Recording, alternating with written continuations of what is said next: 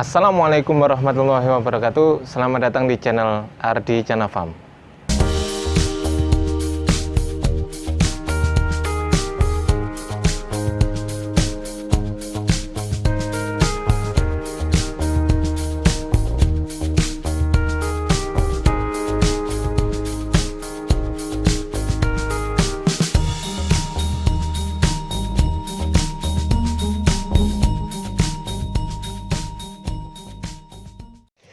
Assalamualaikum warahmatullahi wabarakatuh.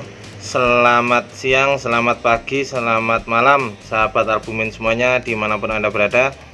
Alhamdulillahirrabbilalamin. Pada hari ini kita akan membandingkan bibit-bibit ikan gabus, yang mana yang cepat besar dan yang mana yang lambat besarnya, teman-teman. Ya, ini sama-sama Chana striata, oke. Kita akan membandingkan. Jadi kita harus benar-benar, saya sudah melakukan penelitian beberapa minggu, jadi melakukan observasi, dan kemudian kedua bibit ini menetas secara bersamaan, ya, menetas secara bersamaan. Kemudian pakan juga sama, menggunakan pakan juga sama. Pertama kutu air, yang kedua cacing sutra, terus sekarang dikasih pelet juga sama, tetapi besarnya yang berbeda, teman-teman. Padahal sama, ya, padahal sama. Ini jenisnya sama, Chana striata, oke. Jika kita lihat penampakannya dari samping, sekilas memang lebih besar yang kanan, yang kecil lebih, yang kiri lebih kecil. Dan juga kalau mau lihat dari atas, ini sangat kelihatan banget, ya, sangat kelihatan banget. Nah, yang sebelah kiri ini warnanya agak sedikit kekuningan, teman-teman. Harus bisa membedakan, ya, agak sedikit kekuningan, ya, agak sedikit kekuningan. Sementara yang ini, yang sebelah kanan ini besar juga, iya, agak sedikit kehitaman. Memang warnanya agak sedikit hitam. Ini yang bagus untuk budidaya, yang cepat, ya. Sementara ini yang lambat ini. Nah, teman-teman harus tahu, harus jeli, harus paham. Ini yang warnanya biasanya agak kuning, agak kuning. Ini kalau ditaruh di kolam besar, ya, digandengkan dengan ini, maka akan terlihat sangat berbeda jauh. Warnanya juga iya, kemudian besar tubuhnya juga iya. Nah, bibit-bibit yang seperti inilah yang akan lama sekali tumbuh, teman-teman, ya. Jadi kita di sini bukan hanya main teori tapi juga praktek. Ini juga praktek juga, belum ada yang meneliti seperti ini, teman-teman. Kita di sini observasi terus. Observasi terus. Nah, coba lihat, jauh sekali kan. Ini sudah ukuran 4 cm, teman-teman. Sementara yang ini masih sekitar 2 cm dan badannya kecil, ya, kurus, ya. Padahal makannya juga sama, porsinya juga sama juga, ya. Jadi nanti kita akan sortir, teman-teman. Yang jelas ini dan ini adalah satu kolam. Ini dan ini adalah satu kolam, teman-teman. Jadi harus benar-benar jeli, ya. Coba kita lihat tuh, bibit-bibit ikan gabus kita ini sehatnya sehat, tapi lama besarnya. Kita lihat dari samping, umurnya sama, teman-teman, umur sama, ya, kurang lebih hampir 1 bulanan, kurang lebih hampir 1 bulan, ya, 3 minggu lebih berapa lah. Sementara yang ini masih sekitar 2 sentian, yang ini sudah 4 sentian, teman-teman. Jadi beda jauh, ya, jauh bedanya. Makanya kalau di sini kita bisa sortir, teman-teman. Kalau di budidaya kita bisa sortir, kita bisa tahu. Kita harus tahu, ya, budidaya itu harus tahu. Tahu dulu baru paham. Nggak mungkin kita paham tanpa kita tahu. Jadi tahu dulu, kita tahu bahwasanya bibit yang ini susah besarnya ini. Saya jamin susah besarnya yang ini. Nanti kita akan sortir di sini dan pasti dia keluar karena dia ukurannya kan kecil-kecil teman-teman. Itu apakah bisa mencapai ukuran segini? Bisa, tapi lama teman-teman ya. Jadi apalagi yang tangkapan alam, nah itu tangkapan alam kan juga kita nggak tahu asal usulnya,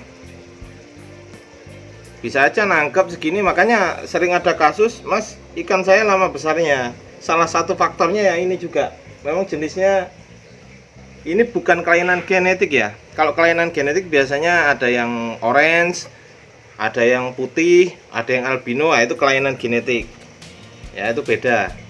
Tapi kalau ini kelainan pertumbuhan nih, ini dan ini berasal dari indukan yang berbeda teman-teman ya. Ini dan ini berasal dari indukan yang berbeda. Jadi dalam satu kolam kita itu ada kita masukkan 2 tetasan ya, 2 tetasan. Jadi kita bisa tahu.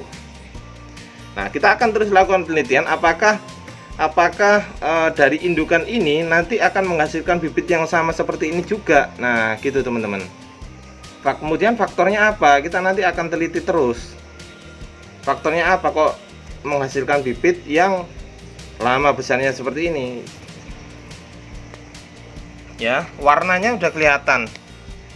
Ini agak sedikit kuning, teman-teman. Agak sedikit kuning. Kan kalau ditaruh di kolam besar gitu kan agak gelap. Nah, itu dia pasti akan sedikit menguning. Warnanya jauh, kelihatan jauh warnanya. Kalau yang ini hitam. Sudah 4 cm yang ini. Tapi masih muda teman-teman ya. Ini masih muda. Nanti kita akan bahas mengenai usia bibit ikan gabus yang layak tebar. Ya, ini usianya sama, hampir 1 bulan juga. Tapi pertumbuhannya yang berbeda. Ini bukan berarti dia nggak mau makan loh ya. Ini mau makan ini. Mau makan ini. Kalau kita kasih cengkeh sutra, makan juga dia. Tapi memang makanya masih kita teliti ya, terus kita teliti. Yang penting kita sudah tahu perbedaannya antara bibit yang susah besar dan juga bibit yang mudah besar.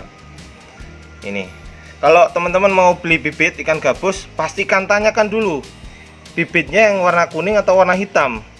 Maksudnya kuning itu bukan kuning pas waktu kecil ya, kedua-duanya ini kuning pas waktu kecil teman-teman ya. Pertama hitam, pertama larva, kemudian setelah larva itu kan hitam.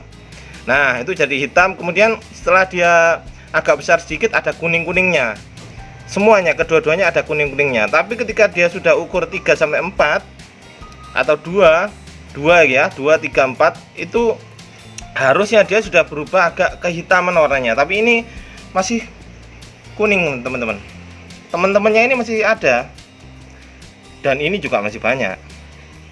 Kita nanti akan sortir ya. Kita akan sortir, kita akan pisahkan nanti dalam satu kolam sendiri. Yang jelas kita akan jual dengan harga yang berbeda kalau ini teman-teman. Karena ini lambatnya pertumbuhannya lambat. Jadi gitu ya teman-teman. Penjelasan dari saya. Nanti untuk kedepannya penelitian ini berlanjut. Insya Allah kita akan lanjut penelitiannya ini. Kita akan observasi terus menerus untuk kita bagikan kepada sahabat albumin semuanya. Nah, jadi jangan sampai salah beli bibit ya teman-teman. Oke, jangan sampai salah beli bibit. Ini yang cepat besar, ini yang lambat besar. Sama ini 5, ini juga 5. Oke, saran saya tanyakan dulu ke penjual bibitnya teman-teman. Meskipun tangkapan alam, biasanya kalau yang tangkapan alam kan bukan budidaya, biasanya dia kurang paham tentang budidaya teman-teman. Maka tanyakan yang benar-benar budidaya ya. Kalaupun mau beli tangkapan alam boleh, tapi ditanyakan dulu. Atau bisa disurvei langsung. Survei karena memang harganya lebih murah ya tangkapan alam. Kita di sini budidayanya intensif, bukan tangkapan alam. Bibitnya tuh, ini belum waktunya jual juga. Ini kita jual nanti ukuran kurang lebih 45 cm, tapi kita tuakan dulu teman-teman. Oke, sekian ya info dari saya, kurang lebihnya saya mohon maaf. Wassalamualaikum warahmatullahi wabarakatuh dan salam albumin.